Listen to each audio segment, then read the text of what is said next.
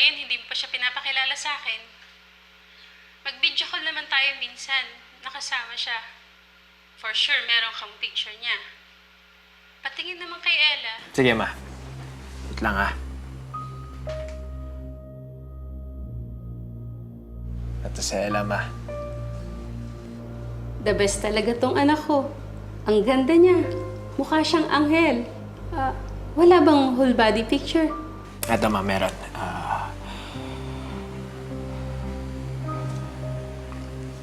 Ito si Ella. Anak, may kapansanan pala siya. Oo, ma, congenital daw. Nung pinanganak siya, pilay na yung mga paa niya. Pero alam mo, ma, bilib na bilib ako sa tao na to kasi kahit na meron siyang ganitong karamdaman, positive yung outlook niya sa buhay. At matalino si Ella, ma. Don't get me wrong, anak. Wala naman akong against sa may mga kapansanan. Pero syempre, iba na pag involved ka dito. Marami namang babae dyan. Yung walang kapansanan. Ma, gusto ko si Ella. Gigugman ako siya. Ikaw rin ang mahihirapan sa sitwasyong ganyan. Anong future naghihintay sa inyo? Habang buhay ka na lang ba magtutulak at mag-aasikaso sa kanya? Paano kung magkamag-anak kayo? At magkapamilya? Ayoko naman na madehado ka dito. Ma, huwag niyo namang husgahan yung relasyon namin ni Ella, ma. Anak, nanay mo ko. Hindi naman masama sa isang ina ang maghangad ng the best sa kanyang anak. Hindi ako nagpapagod dito sa abroad para lang maging miserable ang iyong buhay. Failure na nga ang pamilya natin. Ayoko maging failure pa rin ang kinabukasan mo.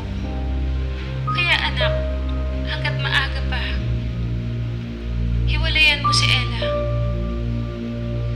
Kalimutan mo na siya. Sa kabila ng pagtutol ng ina ni Lance. Ma! Ma! Bakit mo pinagsalitaan ng ganun si Ella? Sinaktan niyo siya, sinaktan niyo yung babaeng mahal ko, ma! Anak, I'm sorry kung kailangan kong gawin to. Wala na akong choice. Baka sakaling matauhan siya. Ikaw, nahihibang ka na sa kanya. Sinabihan na kita na hiwalayan mo siya. Pero hindi ka nakinig. Bakit ma, pinakinggan mo ba ako? Nung bata ako, nung pinakiusapan ko kayo na patawarin niyo si Papa, pinakinggan niyo ba ako? Di ba hindi? Kaya hindi ko susundin kung anong gusto niyong gawin ko. Ma, kung gusto mong magkasundo tayong dalawa, pabayaan mo kami ni Ella. Dahil kahit anong mangyari, ma, hindi ko iiwan si Ella. Kung ganun, wala na pala ako magagawa. Si Ella lang pala ang makakasira sa relasyon nating dalawang mag-ina. Sige, papabayaan ko na kayo. Gawin niyo ang gusto niyo. Pues, tingnan ko lang kung kaya mong tumayo sa sarili mong paa. Mula ngayon, i-cut ko na ang allowance mo. Bahala ka na sa buhay mo.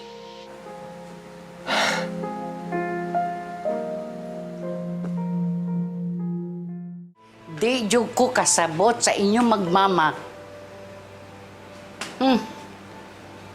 Noon, panay at kulit ang tawag mo sa imong mama.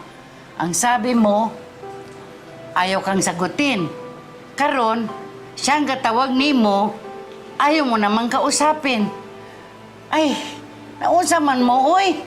Abe, kausapin mo para magkaintindihan kayo.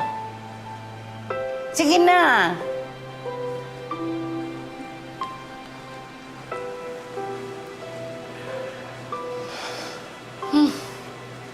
Ma. Anak, Ma, ano pa bang gusto niyong marinig sa akin? O malaman? hindi ka naman ganyan dati. Anak, ayaw ko mag-away tayo. Nangyari na yung gusto niyong mangyari. Sana masaya kayo ngayon. Kasi, iniwan na ako ni Ella.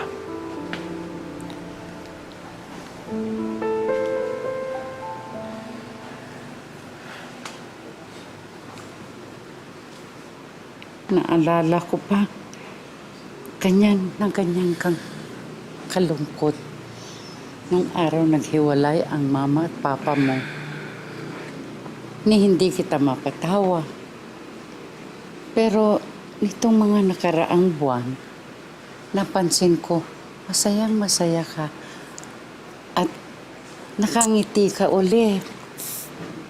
Kung sino man yun nagpapangiti sa'yo, balikan mo. Kasi ang ngiting nanggagaling sa puso, yun ang yaman na madadala mo hanggang sa pagtanda mo. Hmm?